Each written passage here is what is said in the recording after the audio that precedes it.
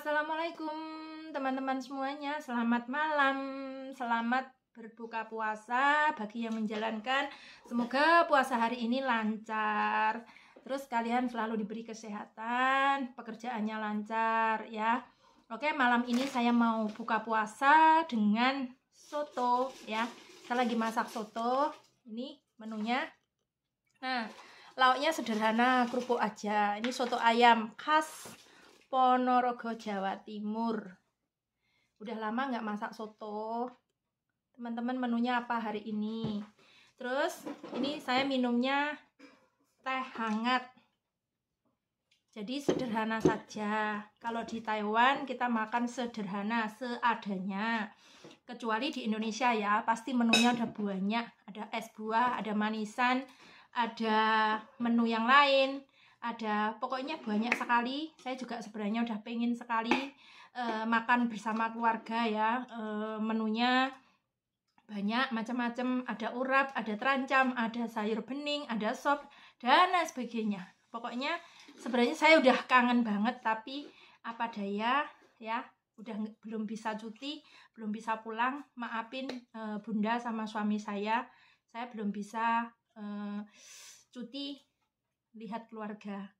Oke, ini saya mau makan ya teman-teman, sambil saya lagi mau kasih info ke teman-teman semuanya.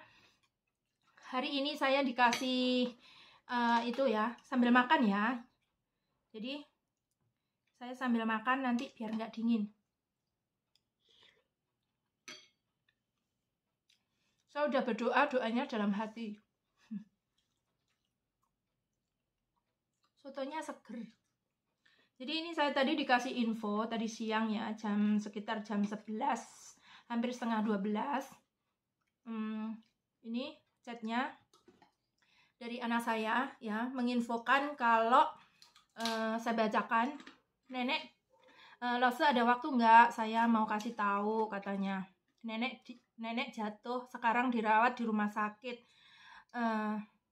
Loh kok bisa? Saya bilang gitu, saya balas, majikan marah enggak? Gimana kronologinya kok bisa jatuh? Terus dia jawab, malam jam 12 tuh jatuh sendiri loh. Salah saya enggak langsung manggil majikan.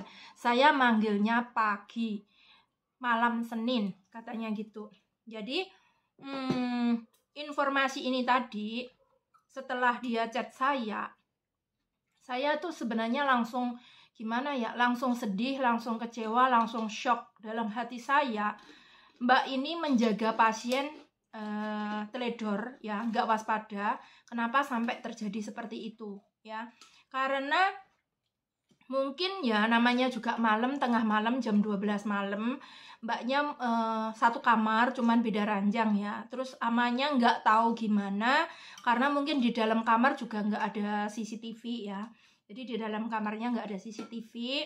Terus mbaknya ini pas lagi amanya jatuh itu sebenarnya tahu, dia juga bangunin amanya. Tapi salahnya Mbak PMI ini, salahnya anak saya ini, dia nggak langsung ngasih tahu ke majikan ya. Padahal majikan itu beda, ada yang satu rumah, ada yang enggak. Jadi majikan punya 2 rumah. Dia juga punya ada PMI lain yang jaga pasien yang lainnya. Jadi ini Mbak PMI jaga ama, PMI satunya tuh jaga nyonya ya. Nyonyanya juga sakit stroke. Jadi dia ada PMI 2. Nah, ini salahnya Mbak ini tengah malam tuh nggak langsung kasih tahu. Nah, dia jatuhnya itu justru ya Mbak ya, saya mau kasih info. Kalau kalian merawat orang tua ya, terus pasiennya tuh jatuh, itu kalian harus segera melapor ke majikan, menelpon ke majikan. Atau kan ini satu rumah juga ada PMI satunya, tapi beda rumah, depan rumahnya gitu ya, satu apartemen tapi beda rumah. Nah ini juga temennya juga sama-sama Indonesia, harusnya kenapa dia nggak ngasih tahu ke temennya ya? Kalau dia mungkin bisa bangunin, tapi kan justru kalau pasien atau akong ama kalau udah tua jatuh itu lebih bahaya ya, karena pasti dipastikan itu akan patah tulang ya. Apalagi kalau kena benturan, kepala ini terbentur lantai atau benda tajam atau mungkin benda keras, itu pasti ini otaknya ada pendarahan, jadi bisa stroke ya.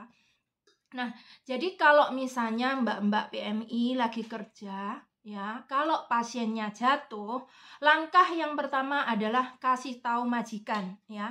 Kalian punya HP, kalau kalian misalnya pas nolong ama, ya itu segera dibangunkan. Kalau kalian nggak bisa, nggak kuat, itu kan langsung nelpon ya, langsung nelpon majikan, itu penting sekali. Kalau majikan nggak ada, ya tadi kan ada temennya. Kenapa kok sampai nunggunya pagi hari? Nah, ini yang saya nggak tahu ya, ini bilangnya pas saya telepon, bilangnya itu mbaknya ketakutan. Justru ketakutan kan harus laporan, masa dia diam saja.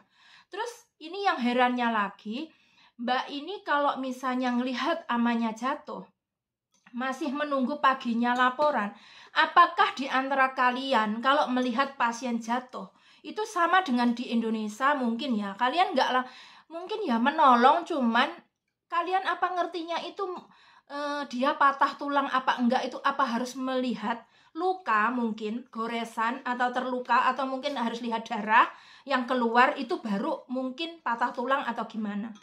Apa pengertian kalian tuh sebenarnya apakah seperti ini ya? Jadi saya heran juga, kenapa kok ini banyak loh ya, nggak terjadi di anak saya.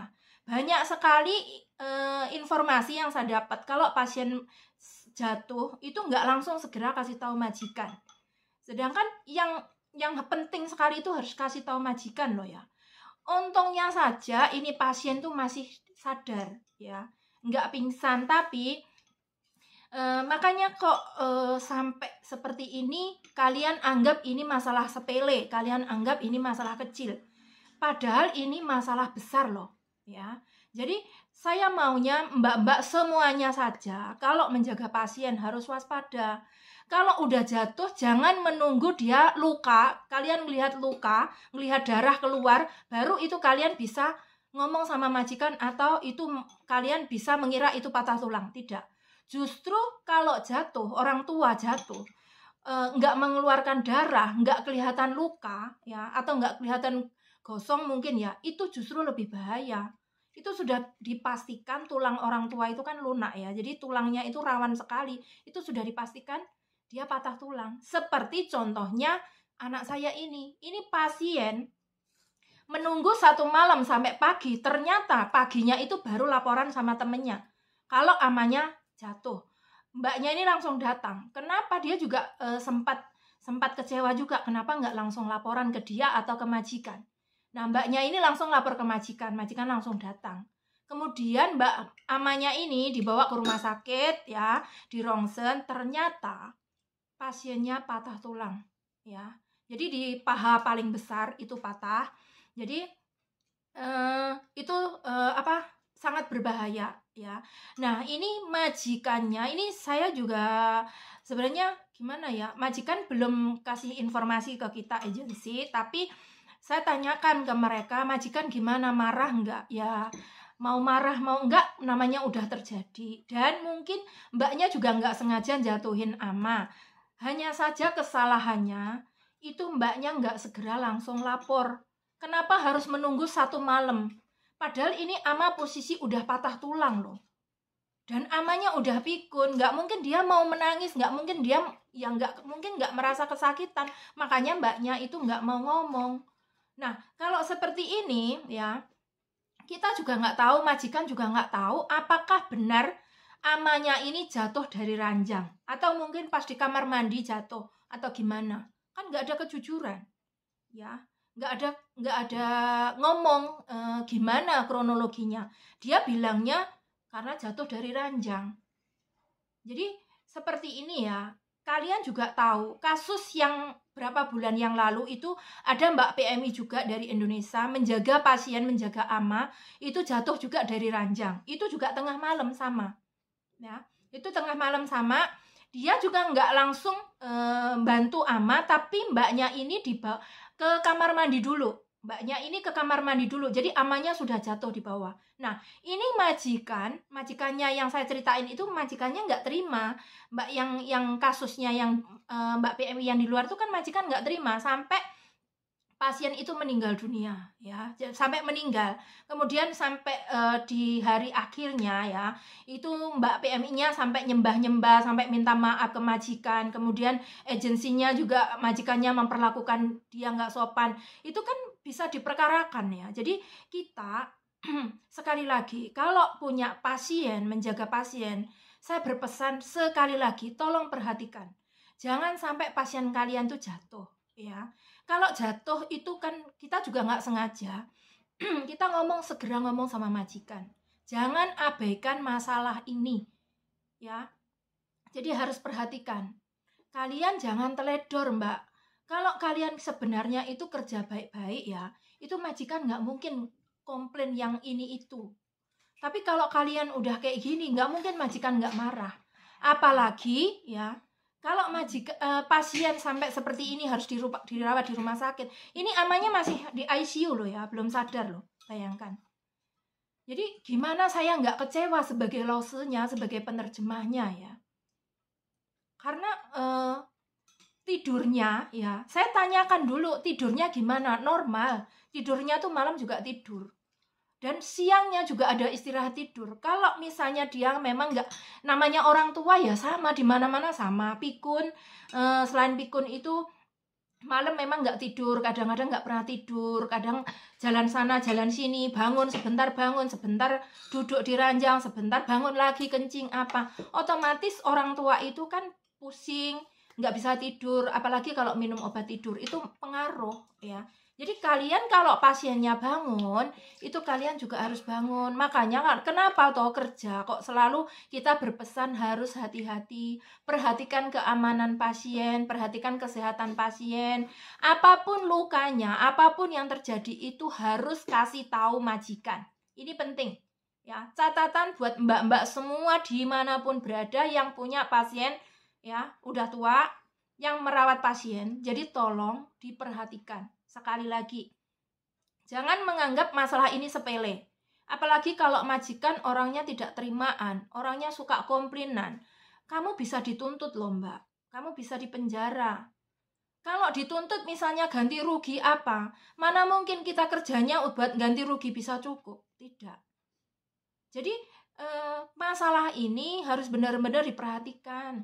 Kalian kerja boleh kok main HP, kalian mau TikTokan, kalian mau apa, mau semul, mau apa, itu bebas. Mau Facebookan itu nggak apa-apa. Asalkan kalian tetap bertanggung jawab dengan pekerjaannya. Kalau udah selesai kerja ya nggak apa-apa. Masalah HP itu hak pribadi kalian. Tidak ada yang melarang, majikan tuh nggak melarang kalian main HP.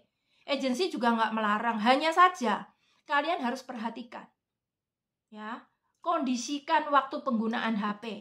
Kalau malam sekiranya kalian udah telepon keluarga, udah telepon teman, pacar, suami, anak, itu kalian udah malamnya punya tugas ya. Malamnya saya nanti tengah malam harus bangun, ganti pempesnya ama, atau mungkin bawa ama kencing atau akong ke kamar mandi. Itu kalian harus bisa menjaga, maksudnya ini mengkondisikan waktu itu. Oh ini saya harus bangun. Jadi teleponnya jangan sampai kamu telepon lama. Jadi dikondisikan, jangan berjam-jam kayak gitu. Kalian masih punya tugas, ya. Di sini kan kalian mau kerja. Jadi kalian kerja yang baik, tanggung jawab yang baik. Seperti itu. Jangan seperti Mbak ini teledor kayak gitu. Ini untung majikannya sampai sekarang belum nuntut ke kita loh. Saya juga udah laporan sama agensinya, sama salesnya. Tapi saya juga belum, sampai hari ini saya belum dapat informasi, majikan belum menghubungi sama kita. Saya juga nggak mempermasalahkan masalah ini, hanya saja saya berpesan, harus lebih hati-hati lagi. Jangan sampai kalian terlena, ya. Jadi kalau misalnya kalian di sini mau pengen bebas, pengen apa, ya kalian harus ingat, di sini kalian kan tujuannya mau kerja. Jangan main-main, ya. Kalian dikasih hiburan, dikasih istirahat, gunakan semaksimal mungkin. Kalau misalnya ada tidur siang, ya kalian harus tidur siang. Kalau malam kalian udah selesai, mungkin udah selesai kerja apa tidur, silahkan cepet tidur. Telepon itu kan memang nggak ada habisnya, ya. Telepon tuh nggak ada habisnya. Setiap hari bisa, setiap saat bisa telepon. Jadi yang kita kembali ke tujuan kita, kembali ke tanggung jawab kita.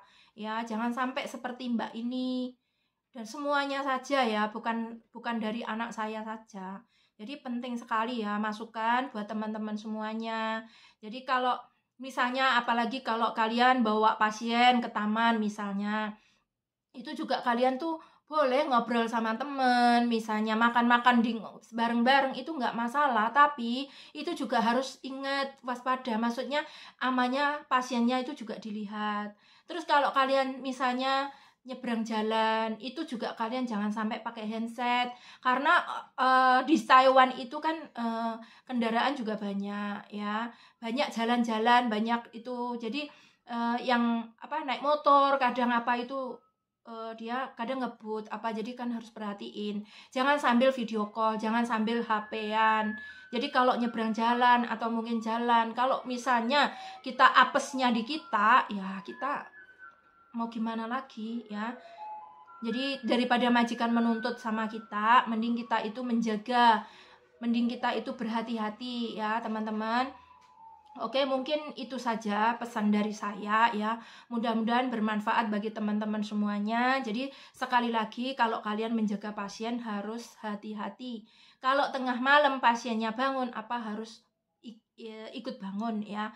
Terus itu tadi kalau ada kiranya ada perbedaan dengan pasien kalian, ada beda, maksudnya ada nggak panas atau mungkin flu atau mungkin pasiennya itu kita alergi atau mungkin ada kulitnya itu mungkin merah-merah atau mungkin gosong ya, OC itu. Jadi kalian harus kasih tahu majikan, jangan sampai majikan tuh menyalahkan kita. Kalau udah menyalahkan kita itu nanti larinya kemana-mana loh ya. Kamu mainan HP lah, kamu nggak fokus lah, kamu nggak ada kasih sayang, kamu ceroboh lah, semuanya nanti keluar. Ya, dari kalimat dari majikan tuh semuanya keluar. Kalau udah digituin, kita pasti sakit hati. Ya, kalau majikan udah komplain tuh nggak ada yang nggak sakit hati. Pasti kita sakit hati. Walaupun kita udah bener-bener baik, menjaganya dengan baik, tapi kalau ada kesalahan kalian nggak ngomong, itu pasti dikembalikan ke kita. Majikan menyalahkan kita. Ya. Itu saja info penting dari saya, mudah-mudahan bermanfaat dan selamat menjalankan ibadah puasa bagi teman-teman semuanya. Tetap semangat, jaga mood, semoga Gusti Allah selalu memberkahi. Terima kasih. Wassalamualaikum. Bye-bye.